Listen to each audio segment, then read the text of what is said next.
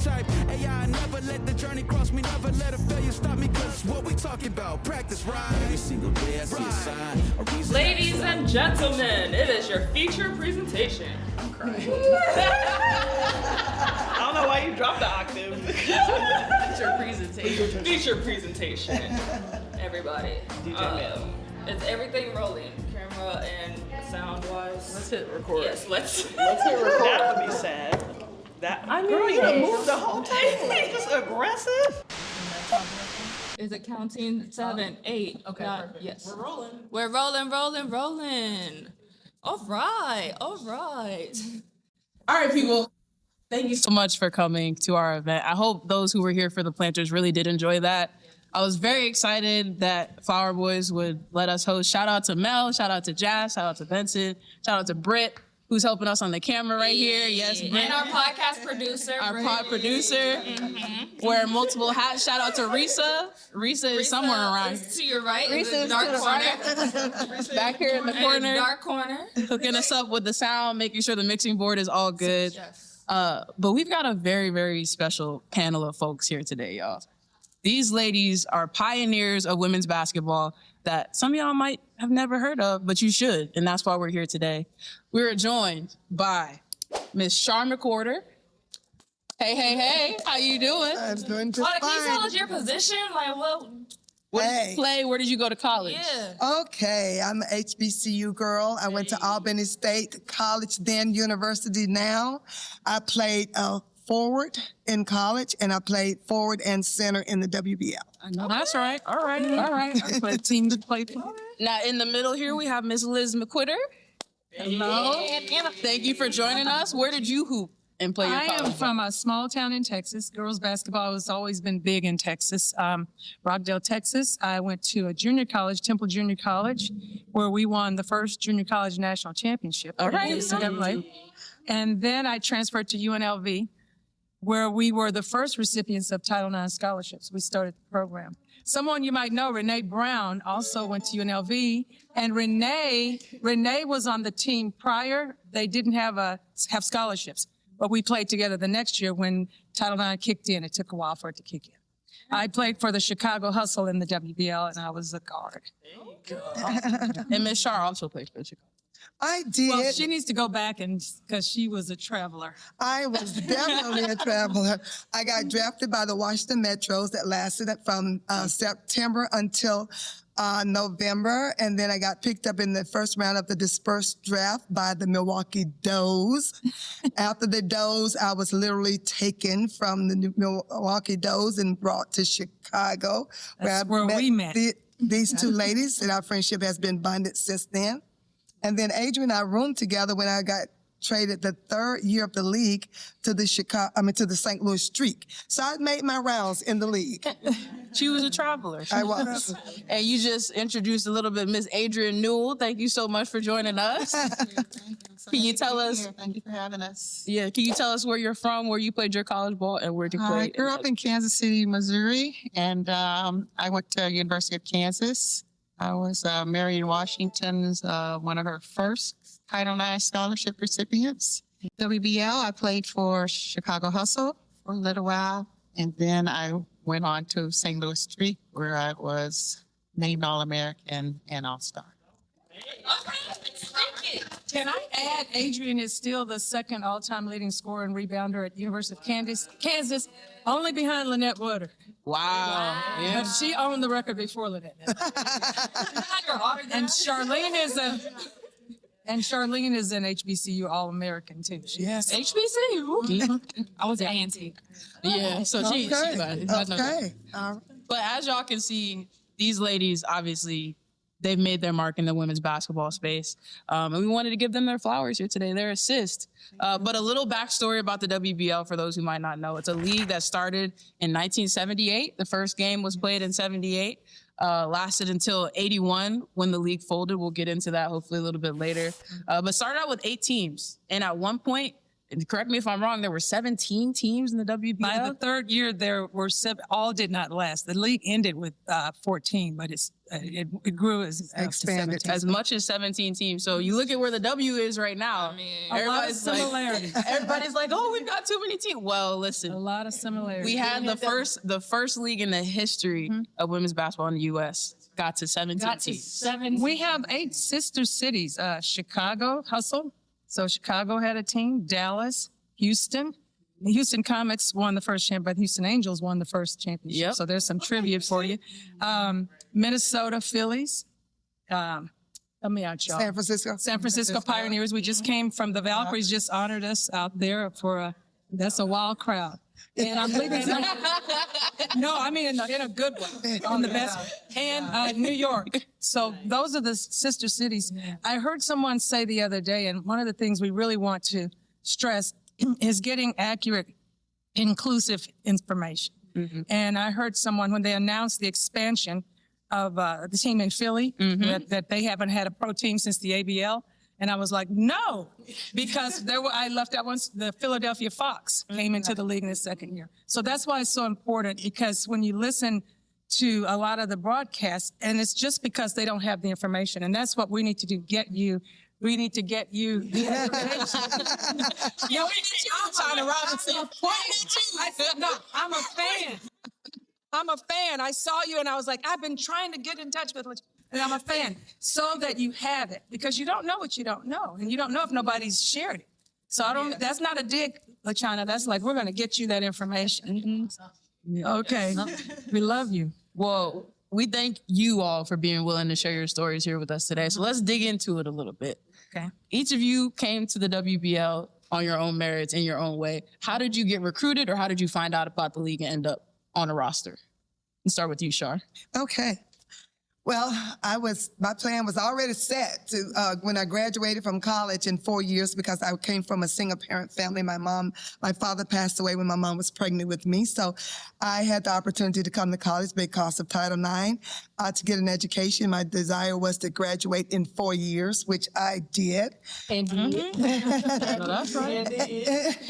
And as a result of that, I was all set. My goal was to go into the military as a sergeant.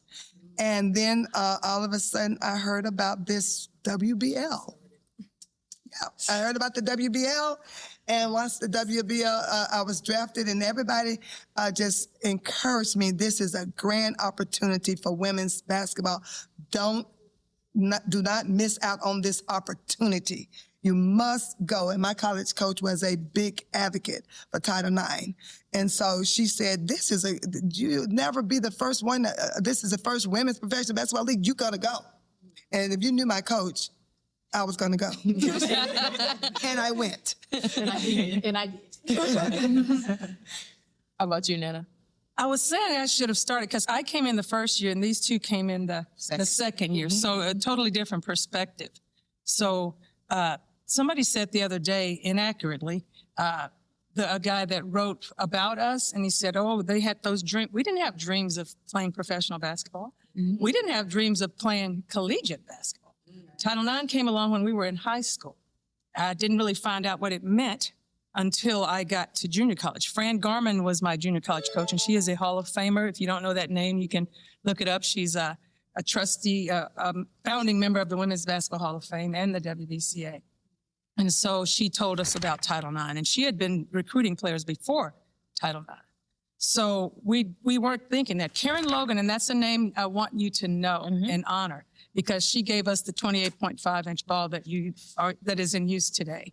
And we have a replica back there for you to look at that Wilson produced for us. She came out to UNLV, and there were 5 of us off the 78, 77 team that went into the WBL. 3 of us went to the Hustle. 2 of us, one went to Houston and 1 went to Milwaukee. So she came out there and literally recruited us and asked us to come to Chicago and try out. So we made the team, all of us. Hey, Yeah. Congratulations. And Adrian, how about you? I grew up in Kansas City, like I said, and I went to Central High School, and our high school did not have interscholastic games for girls, only the boys. So we didn't have any sports for the girls. We would do our little big sports day every year, see how far we could throw the softball and broad jump and things like that. So I started playing with my sister because her PE teacher started like a, AAU team. So I started playing with her. And so I was playing at a tournament and Mary Washington was there. But she was there to see someone else. But she liked the way I played. Yeah. I had a good day that day. Yeah, that's all it takes is one good day. And that's right. Got to be ready for your moment. Right? Yeah. So she talked to me about going to the University of Kansas. And I'm like, but I had a daughter at the time. I was 2 years old. I was 21 then. And so I did have to think about it a little bit, but not much. Because I was working at City Hall, typing purchase orders for the city. Yeah, I'm going to do this. I got family. They'll help me out. And so, that's how I became one of her. WBL. Oh, WBL. I did get to the WBL. Okay. So I didn't know much about the WBL. I think the first year I knew nothing about it. And then when I was about to graduate, I think Coach Washington told me about it and I read about it in the paper. And so Doug Bruno drafted me. Doug Bruno. That's the Remember that name? Anybody recognize that name? Yeah, DePaul University. He was our coach. Second round, second season. And so that's how I got to Chicago. That's like the generations are just not far apart. And the fact Doug is the connector between yeah. Yeah. all the generations. Yeah, That's for right. sure. Well, Absolutely. all of us coached and stayed connected to the game. Yeah. We've coached WNBA. Can't retire from ABL. That's right. And collegiate Can't retire. So we mentioned Coach Bruno, but who are some of the names that the folks in the audience might recognize that played in the WBL and were lighting it up? I know for one, we got three right here. We got three right here. I need to make a statement about that because the league was started with unheralded players in name only because you had Olympians, All-Americans. Some were the first All-Americans, the first African-Americans, the first scholarship athletes, but not the name recognition and platform. So second year enters Ann Myers-Drysdale, who had just come off of being the first woman to ever sign a contract with the NBA. So Annie had a name from UCLA, the Olympics, and then with the Indiana Pacers. Third year, Carol Blazejowski and Nancy Lieberman. So we called them the Big Three because of their name recognition. Not that we considered ourselves beneath them in any way, because they came and competed. Annie was a co-MVP with Molly Bolin, who would have been Machine Gun the second year, and Rosie Walker the third year, Rita Easterly the first year. But what happened was we all came in without that platform and that name recognition, and then the WBL produced all these stars. Deborah Waddy-Rosso for the Hustle, Rita Easterling. This is the first year because these two were all stars and all pros too. Machine Gun Molly hit the scene, and Marika Surk, so many, Linda Candler, Paula Mayo. So all these names that you never heard of became stars and all stars in the WBL. But if you Google them, you will learn. Yeah. So we didn't have the name recognition. Those three obviously have name recognition for women's basketball history. May I chime in here since we're talking about Molly? And I wish she were here because Molly was hooping. Yeah. 83 points in the game. Iowa. She was a high school phenom in Iowa. She was Kayla Clark before Kayla Clark. She Yes. was Miss Basketball of Iowa before today's generation. But yet her story isn't even prominent in the conversation. And this is before a three-point line. Yes. Yeah. We had the 3-point line, but the third year, but rarely shot it. But you got to understand, the men didn't have the 3-point line either. It just wasn't. Yeah, it's just, and I missed the mid-range, I love Paige and her mid-range. That's why, Without yeah. a three-point line, 83 Yeah. points. That's why they called her Machine Gun. 'Cause she was rapid fire. See, in Iowa, you can only dribble twice. You only had 2 dribbles. So she was really good at moving without the ball. Catch and shoot, footwork, catch and shoot, catch and shoot. That contributed to a lot. And she had a really perfect form jump shot. And she played for the Iowa Hornets. So Yeah. playing against her, what And the Pioneers part of the third year. I Yeah. folded after 2 years. did any of you ever guard Molly? Oh, yeah. Yes. How did that go, Adrian? We have some pictures that we won't share. It was knockdown drag out. So we look at you look at how people talk about how physical people are with Caitlin. And I would say, well, when I was guarding Molly, I had to be physical. Otherwise, she's going to shoot it in my face. So it's not personal. Yeah, it's competitive. It's respect. Right. Yeah. You know, if I don't pick you up right now and stay on you and hack you occasionally, you know. So the game ain't changed that much. You gonna foul it? Oh, yeah. Yeah. Yeah. And I fouled out almost every game. Oh, goodness. Yeah, take a couple every time. I got called out of this by some of my best friends. That they knew. They was like, Jazz was a hacker too. And what were you? You out here pointing fingers. I was from the assist, but I did not pass. I'm with machine gun mom. Just put in like two things. Can we just get a quick shout out to the names of the team? There were great names. Awesome. Great names. Just really immediate. I work in events and branding and all these kind of things. And so that being such a big part of storytelling, right, is the name and the identity of brand. And the logos. And it was just The logos. The logos. Yeah. Yeah. A couple of logos are a little sexist for the times. If you notice the Does and Nebraska Wranglers, but yeah. It's got some stories to it now. Yeah. Yeah. Not hustlers. People say that sometimes. People used to say We need to be the Chicago hustle. Very specific. And that's how we played. Because Yeah. hustler could go. But something that you already mentioned is Karen Logan in the 28.5 size basketball.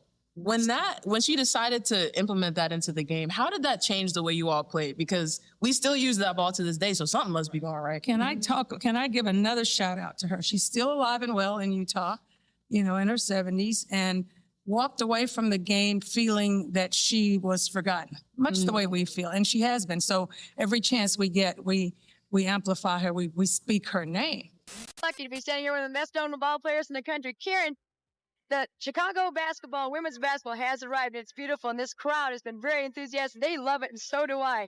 Well, the small ball was my idea. I developed it, and I think it's a great idea, and I'm glad we're using it. Her background was with the world famous redheads, like the Harlem. And in the 70s, people know the Battle of the Sexes between Billie Jean and Bobby Riggs. That's the first thing you think of. Annie participated in some of those events. Karen played a game of horse against Jerry West and beat him with the men's ball.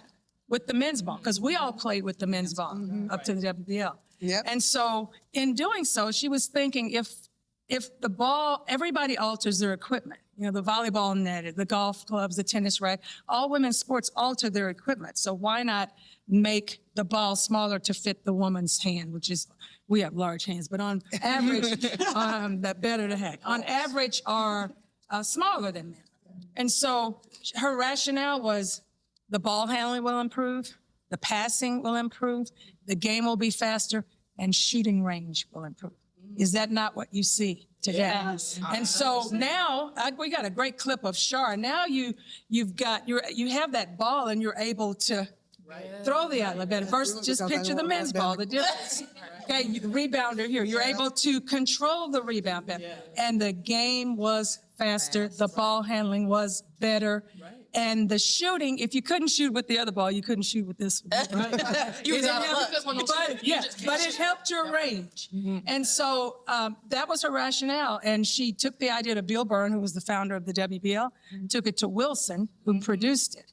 And the rest is history. Now, after 81, it went away until 1984, when the NCAA adopted it. A lot of the great coaches at the time, my coach, Pat, they didn't want it because they didn't want it to be viewed as a gimmicky ball, like less than. And so by 1984, Bodden stepped in and produced that ball. And there's incorrect history that Bodden was the first to produce that ball. It was Wilson And Karen, look, we had to make sure that Wilson knew that because you got to think those people are not alive. So they went back in their archives and they validated, and they found out that they indeed produced the 28.5. That's amazing. So 1984, colleges took over. It took a while for international play. And then at every level now today. And this woman is huge. Yeah. Her name should be. Nobody talks about it. And that's a story that I want to tell, like in my storytelling. I just emailed her the other day. Somebody asked for a podcast. I mean, I'd be happy for you to talk to her. And she was very instrumental in getting the league started. She was the face of women's basketball at that time. And playing with the Redheads and beating Jerry West in those Battle of the Sexes in the 70s, she was kind of like the face of women's basketball. Well, that's a huge business advantage, right? Because it's not just like, hey, the game is now more accessible. It's also more entertaining, which gives you that product. Your product has now improved, right? I'm the business-minded one. I always talk about this, but really, it's like you've now improved the product because now you have tailored it to the athletes that are performing, which makes the performance better, which makes it more entertaining. And now I want to come see it versus seeing somebody struggle. Yeah. Right. Not that y'all were struggling, clearly. We played with that. Don't get me wrong. But Wilson is producing this ball for Caitlin and all these young women, and they don't know the I mean, how unfair is that? It cheats when you don't know that. It cheats everybody. It cheats the history makers, it cheats us, and it cheats the players of today. It cheats everybody. I remember watching Hidden Figures, and I felt cheated that I didn't know these women helped put us into space. I felt cheated. And I think if they would find out, Caitlin's representing Wilson and doesn't know the history, and Sabrina, Asia, all the balls that they've produced that they're going to be marketing. And their theme is Bonded by Ball. I don't think there's any other campaign that should be Bonded by Ball than we're the first one to where you are now. And Shar just made the point though. What'd you say? You still did what with the regulation men's size ball? I still scored 55 points. Exactly. Okay. So don't get it twisted. It was a bucket one way or another. All right. But we used what we had at the time. That's what. Now it's funny when we first started playing with that ball. A lot of bricks and air balls. But it didn't, just just imagine if you went and shot with the men's ball now. So the adjustment didn't take long though. But it was funny. It was funny. Just trying to figure it out. We won't judge you on that film. Yeah. It doesn't exist. So the WBL had its reign from 78 to 81. And in 81 is when things kind of went south a little bit. That's when the league folded. That's when, too many expansion teams for a variety of different reasons. But for each of you, while you were in the league, while you were playing, what were some of the signs that you saw that said, oh, things aren't as sweet as I think they are right now? We'll start with you, Shar, because you made a face. You got a visceral reaction to that one. You noticed I traveled the league. It wasn't because you couldn't play. Right. I traveled because the teams were folding and they were not paying me. And so I was so fortunate that when Coach Doug Bruno and our general manager, the president of our organization, John Garrity, came to Milwaukee to take me out to dinner. And I was elated to get a good meal. Real. The refrigerator was bare because they hadn't gotten paid. And so they talked to me about coming to play for Chicago, and they gave me, they honored my entire contract from Chicago, from all the way from Washington all the way to Milwaukee. They honored they paid me every part of that contract. And then the next year they doubled the contract. Talk about it. Okay. Pay me my money. Reasons why. Well, the teams folded because they just didn't have the funds and the backing that they were promised.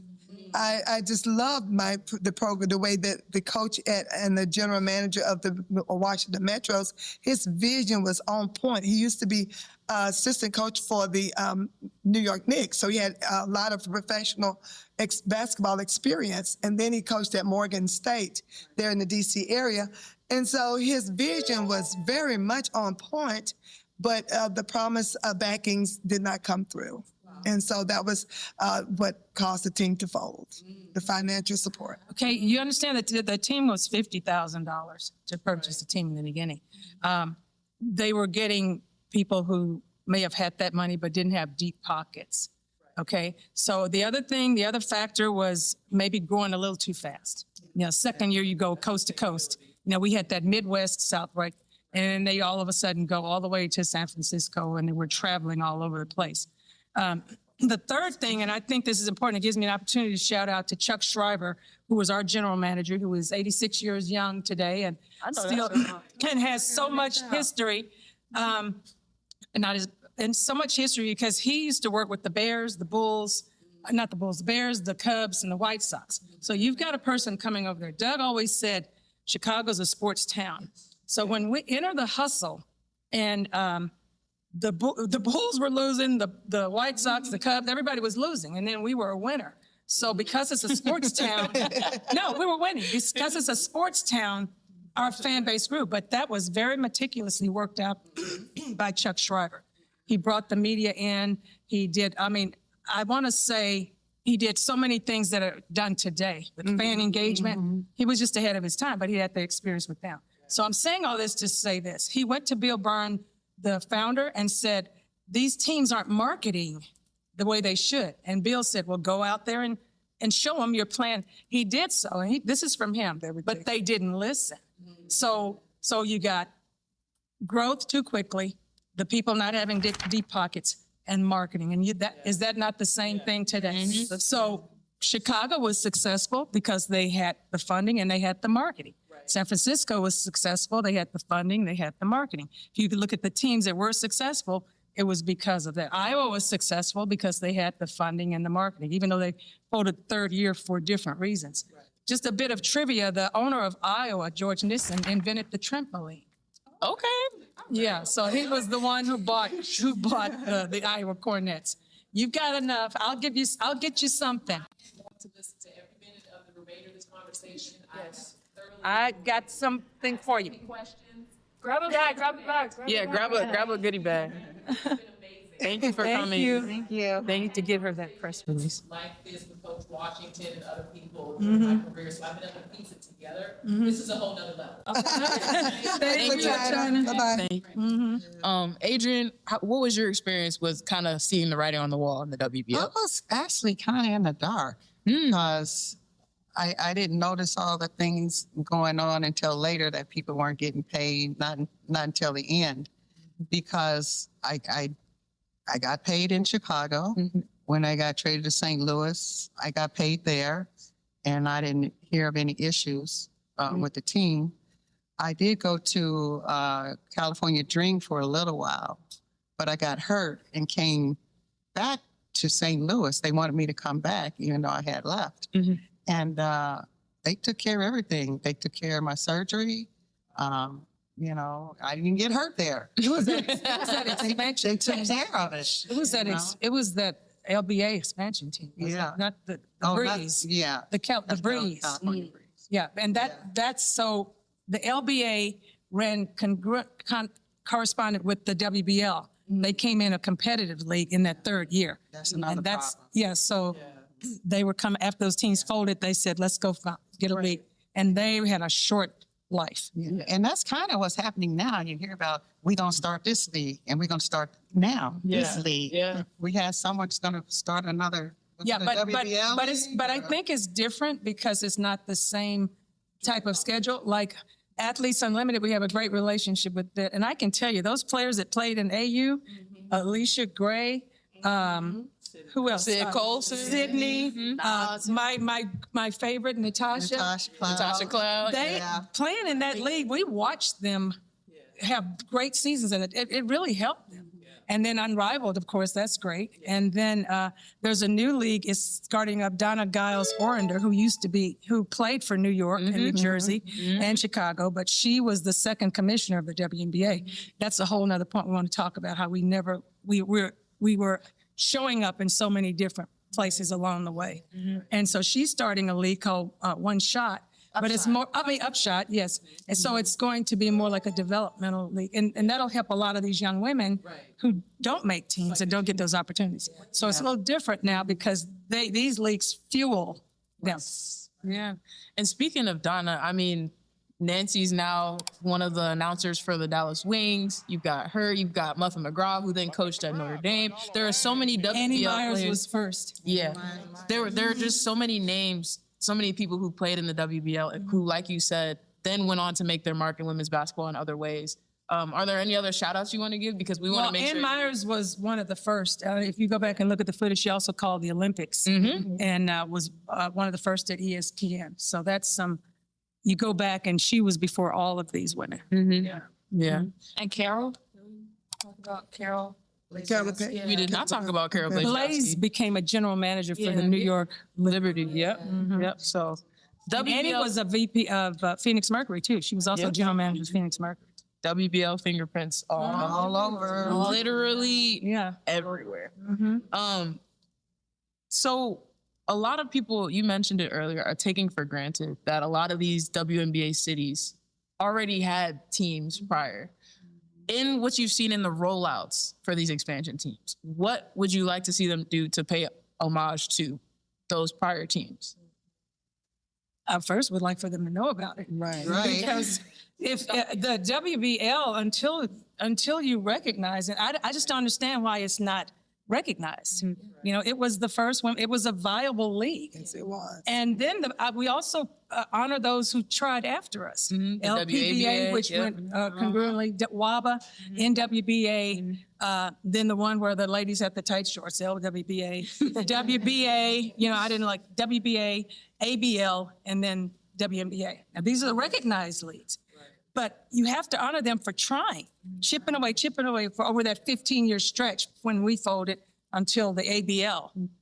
And so, I mean, it's the cities that it was in first will never be recognized until it matters to everybody, and it won't matter to anybody until it's integrated and accepted by the WNBA, by the NCAA, by the media, until they're educated on it. But it just takes one person to care. Yeah. Yes. That's what this entire intention is about, because we care Yes. and our network cares. Yes. So we sense that. Yes. We do. The 1 degree of separation that we are here as your family to help you. The community needs to come together to help this. Yes. Exactly. It has to, it's at the WBCA, we put on we spoke there and our theme was knowing and including history. Whose responsibility is it? Well, it's a shared responsibility. It's the places that house history, the Women's Basketball Hall of Fame. We now have a great relationship with them and a display, and we educated them about our history when we were inducted as trailblazers of the game in 2018. The NCAA, the WNBA, the media, and we had a great opportunity to share our information with the media at the Valkyries event. And they took it and ran with it immediately, made a clip on it, did a slow B-roll on the memorabilia that we had. We have a lot of memorabilia footage and intellectual property. So it's a shared responsibility. Everybody, it has to matter to everybody to be fully incorporated and cemented. And if I could chime in, you know, we are fortunate that we have Elizabeth vision for Legends of the Ball came about as a result of all of this agony that we feel for people not knowing and including the history. And as a result of that, her vision came to fruition because of the fact that it hasn't been the case. And so now we're working hard to make sure that we get that message out. And this is one of the ways, and we appreciate you guys for what you're doing to help us get that message out.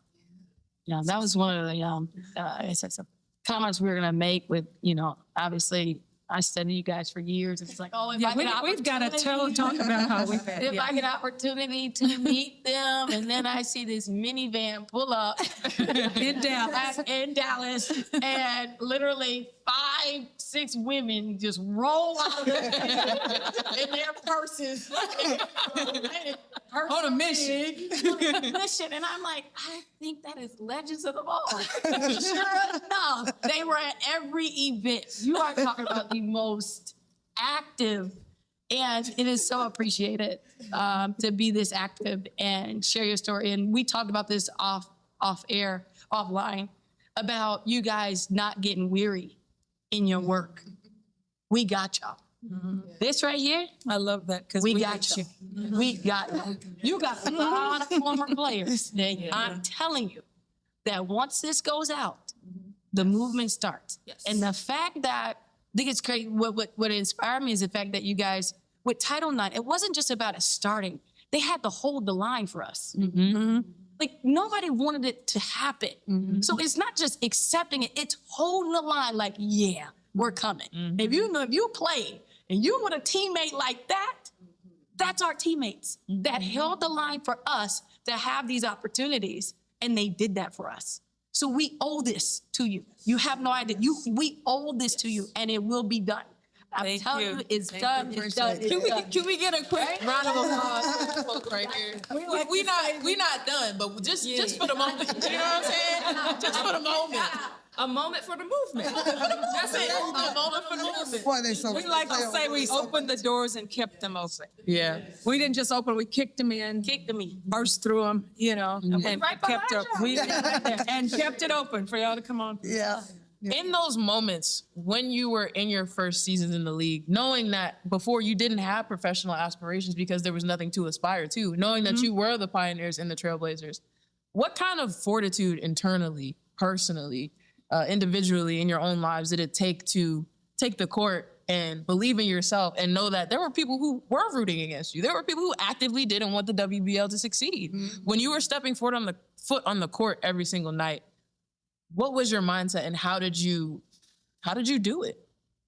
Where did that strength come? Fueled us to be good and to make this league work.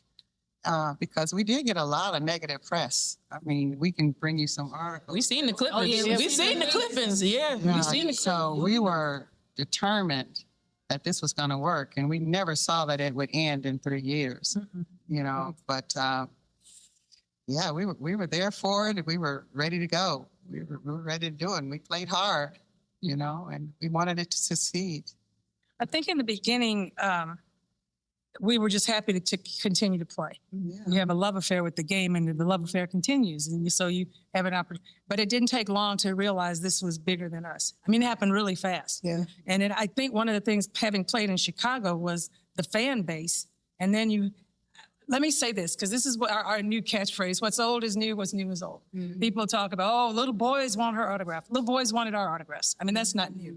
And little girls and businessmen. If you look at our fan base, it was covering the gamut. So, but the little girls were what impacted us to say, we need to make this work for them, for the future. So we've got to be good. Our product has to be good so that the league can succeed. And the product was good. The game has been good a long time. It's not, if you would go down every era, you would find the game changers in every era, not just the present day. So I think it was a great opportunity to get something started and continue it. What I was going to add was that we worked hard. We did everything that was necessary to bring fans in. It didn't matter whether or not it was going out to Cabrini Green doing clinics or whatever we did. We did it to make sure that we brought fans in, and they gravitated to it. They accepted it. And so we just wanted to make sure that it was a good product and that people were gonna appreciate it. I think you have the same. What's old is new is old. You have the same naysayers with the WNBA then and still that you had with women. The landscape was changing. You understand the 70s was a change, not just for women. It was a change in men's sports and coverage of men's sports. And they haven't always had that coverage. So as the landscape was changing, we were just being part of that landscape. I want to say something about Title IX. You mentioned after Title IX we were degree packing women, out there ready to start careers, as Char mentioned. We weren't thinking about pro basketball.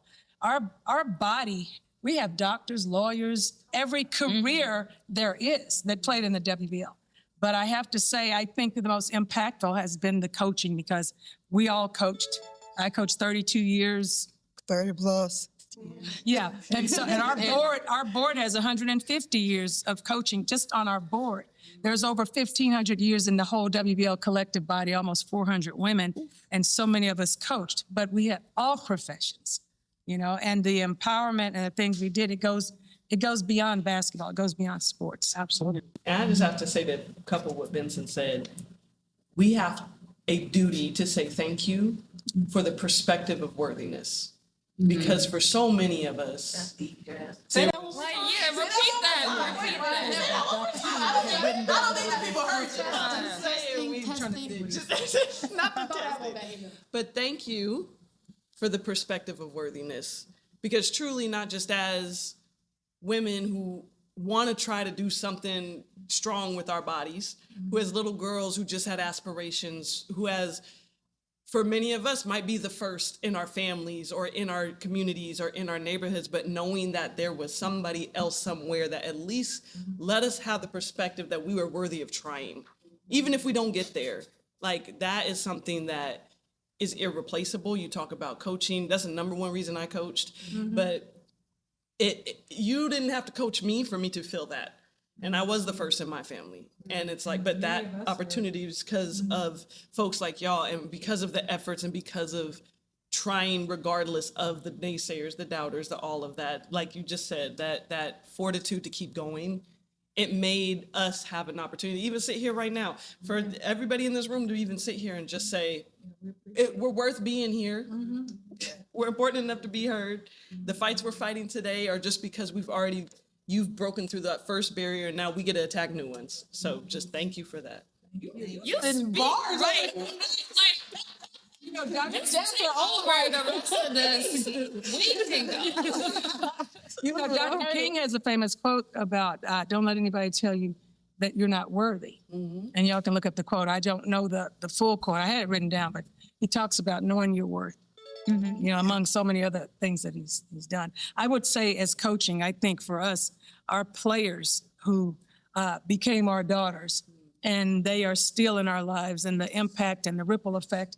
And I have I coach players who coach players who are coaching players. So you talk about the gift that keeps on giving and the ripple effect and the impact that we still have. Our handprints are still all over the game, even if not directly from us, from those we mentored and coached.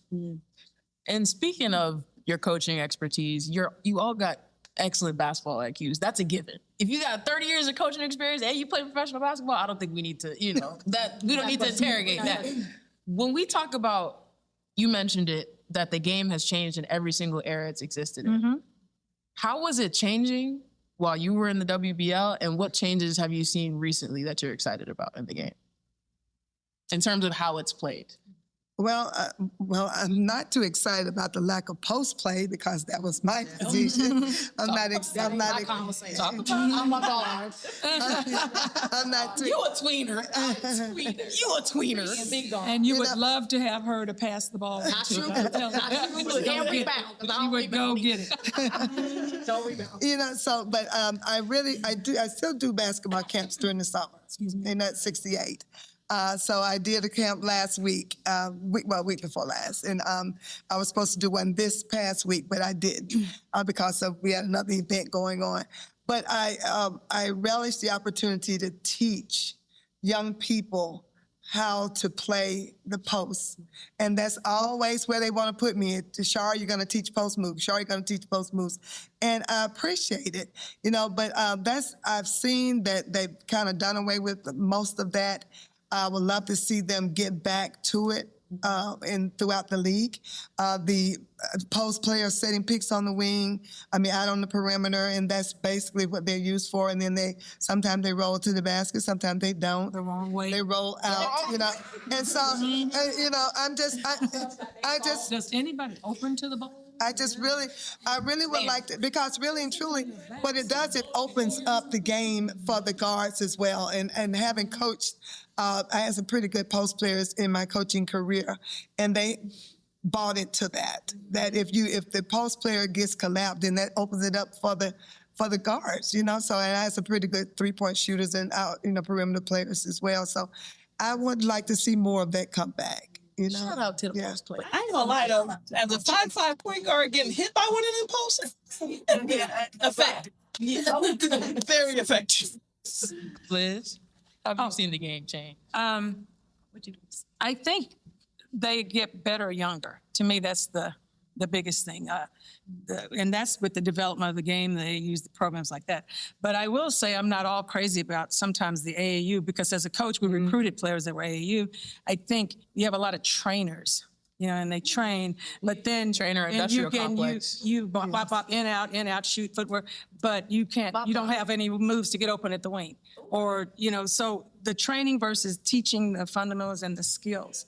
And as a defensive player, Char's talking about as a post player, what happened to the passing lane? What happened to playing the passing lane? What happened to handling picks? If you could handle picks, you could shut down almost anybody. If you knew how to get over an on-ball pick, you know how to get on the pick. You talking about denying? Yeah, what happened to denying the ball? What happened to getting a 5-second count? Hey, come on, somebody. And just relinquish. I just don't see it. And I saw the Indiana Pacers. I was cheering, and I didn't have a favorite team. I saw them get 2 5-second counts, and I was thrilled. I know my high school teams, we used to get 5-second counts all the time. We got 5-second counts. So I just don't understand some of those things. Now, very talented. I mean, there's no question the talent is great. I think every decade has brought that. That's growth. You see it in the men's game too. But then there are transcendental players and times. You can't say Michael couldn't play today. You can't say we couldn't play today. Right. Say that again. You saying that too? I'm saying. She said, I'm saying. Up until can't retire. Up until 2020, when did I stop coaching? This is 2022, whatever it was. I was still working out and gardening and playing defense on my players. Can't retire. Char, when we go places, we always make Char post up. Doug will always have Char post up. Just last year at DePaul. Yeah. Just last year at DePaul, in front of his team, he said, Char, show him how to post up. So, and Doug will tell you. Doug always says that. He says that about us.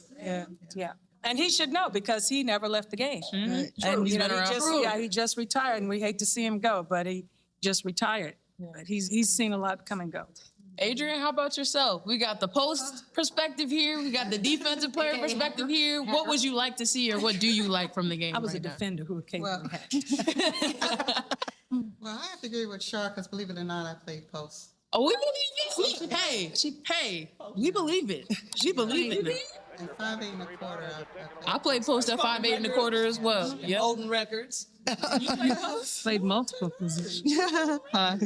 Yeah, but I think the one thing that I do see, and Liz and I talk about this all the time, that's a whole lot better than when we played is the ball handling. Yeah, we were not great ball handlers. Yeah. But if you have great footwork, you don't need to dribble. That part. That part. Yeah. Yeah, but these young ladies, they can handle the ball and they can dribble that ball and, between the legs, behind the back, around the corner. Waste of time. And not make Get in it, not triple make it in threat, the make your move, basket. and score. When we had Rita Easton and she took 2 dribbles and threw it right And down that to the pass basket. was gone. And We pass just was didn't gone, dribble a so, lot. We passed. And I think it mirrored the men's game. If you look at the old Celtics and Lakers, they passed. I think that N1 That's started right. all that Anytime dribbling you and all can. that stuff. Yeah. I didn't want the ball in their hand too long. And Liz might come.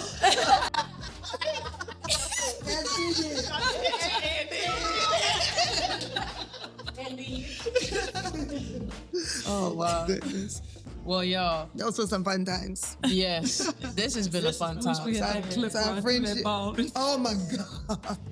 Oh my goodness. She literally stuck it in my gut. On a handoff? No, on No, a pass, on a fast break. The fast thing, I was sprinting. Your hands ready. They were. I caught it. But then I laid it up with the left. But I was running down the lane, and she saw me running down the lane. She went shuffle that ball We right got that on tape. I'm gonna have to share it with you. We got that on tape. Run it back. That's it for us, y'all. The Can't Retire fam appreciates you tuning in. Make sure to subscribe to the pod on whatever platform you prefer and follow us on Instagram and Twitter at Can't Retire Project.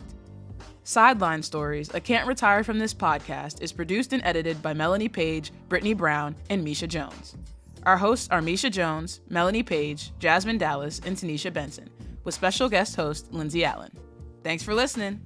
All this time is still a fire in my eyes. I'ma keep shooting my shot 10,000 more times. Yeah, I move like life really is on the line. How could I let go of something this special? Every single day I see a sign, a reason not to stop, keep it pushing through the grind. Look how far I came, baby. I've been on the rise. After all this time, it's still a fire in my eyes. I'ma keep shooting my shot 10,000 more times. Yeah, I move like life really